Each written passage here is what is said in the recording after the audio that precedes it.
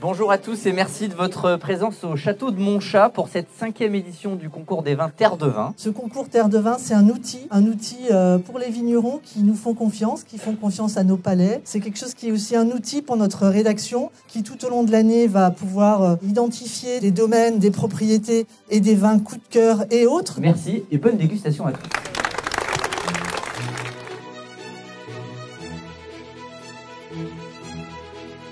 Le concours, c'est 2300 échantillons en provenance de toute la France. Toutes les régions viticoles sont représentées. C'est quelque chose qui est absolument génial parce que c'est là où on voit la diversité des choses et l'inspiration des vignerons. L'objectif de ce concours, c'est de dénicher les pépites qui seront publiées dans le magazine Terre de Vin. On aura vraiment un numéro dédié à ces coups de cœur et les médailles d'or. Les dégustateurs qui sont inscrits aujourd'hui sont effectivement des dégustateurs professionnels. Qui viennent de partout en France, on voit que les gens sont contents d'être présents.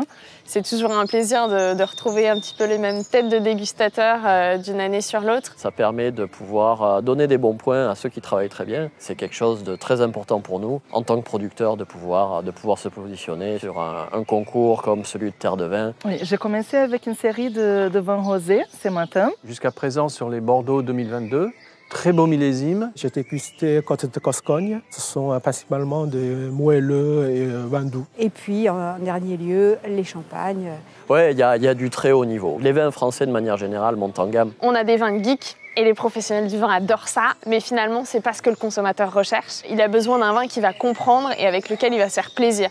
J'imagine un peu le particulier qui va aller trouver ce vin et je me mets à sa place pour dire, voilà, ça c'est un super top vin. À l'issue de ce concours, donc vont être décernées des médailles. Les médailles sont importantes, surtout dans ce genre de concours assez technique. Les médailles sont toujours quelque chose de bénéfique, même à l'étranger. On est là pour montrer aux gens qu'ils peuvent se tourner vers telle ou telle bouteille, ce qui permet de tirer la filière vers le haut, et ça c'est une très bonne chose. Au-delà de la médaille qui va être physique, c'est également une visibilité sur l'ensemble du média 360 Terre de Vin. Le magazine Terre de Vin, c'est quand même un des plus beaux magazines du vin en France.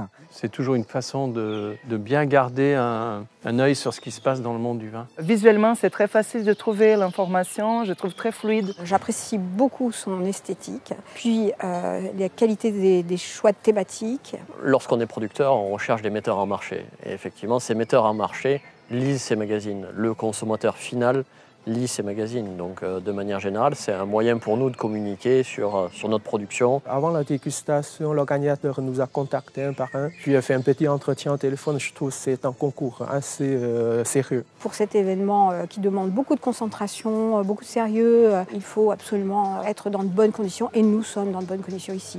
Les salles sont assez petites, donc il n'y a pas de brouhaha. Tout est clair et c'est toujours plaisir à participer. Le lieu ici est quand même exceptionnel. Le château de Montchat est quand même génial parce que c'est au milieu de la ville, mais à la fois c'est un endroit qui est hyper apaisant. C'est un rendez-vous incontournable en quelque sorte. Je dirais à bientôt et à l'année prochaine.